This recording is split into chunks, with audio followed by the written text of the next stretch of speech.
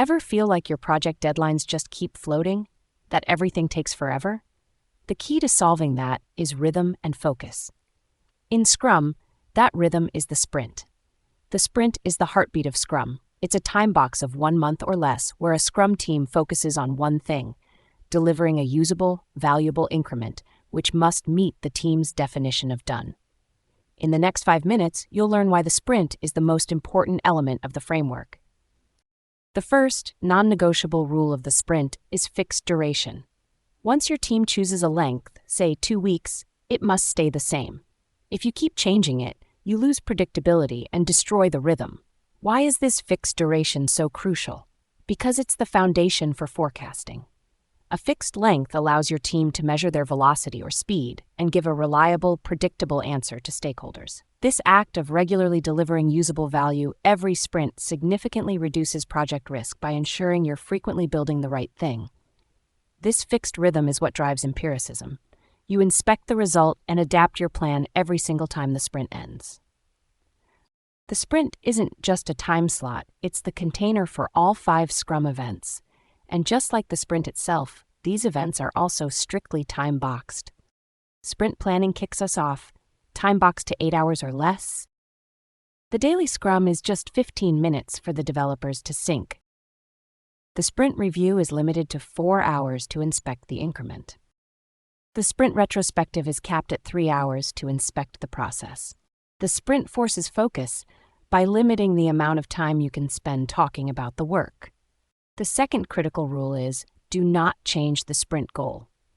Once the developers commit to the sprint goal in planning, that objective must hold firm for the duration. The developers have the right to adapt the scope, the specific items in the sprint backlog, if new information arises, but the sprint goal, the single objective, remains fixed. This shields the team from external distractions and scope creep, guaranteeing maximum focus for the duration.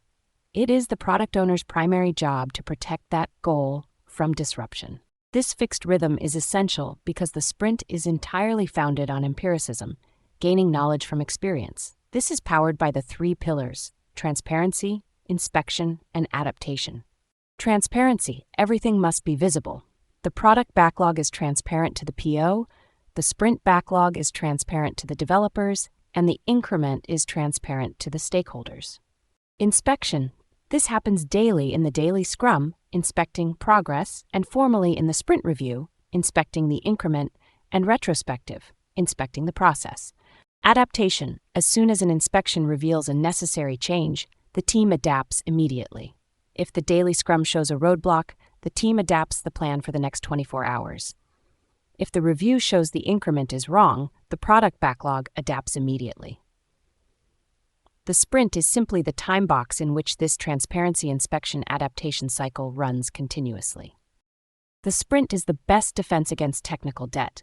If work bypasses quality, like skipping tests, it won't meet the DoD and can't be shipped.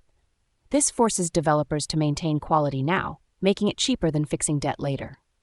Finally, let's clarify the language around commitment.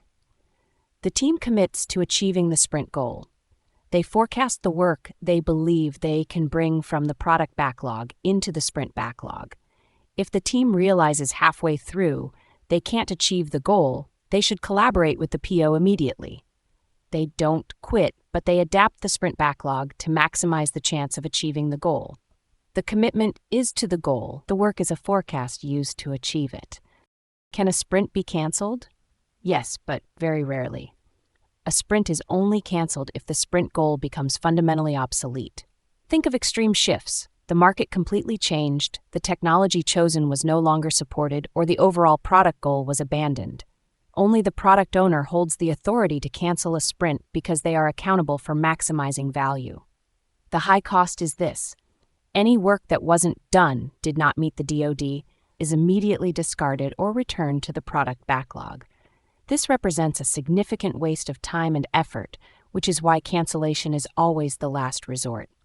The team then starts the new sprint immediately. The sprint is the core mechanism that turns long, vague projects into a series of short, valuable, feedback-driven cycles. It's the engine of continuous delivery and adaptation. Remember, fixed duration and fixed goal are the keys to predictability. Now you know the engine of Scrum. If you want to dive deeper into sprint planning or the product goal that guides every sprint, hit that like button and subscribe. Thanks for watching.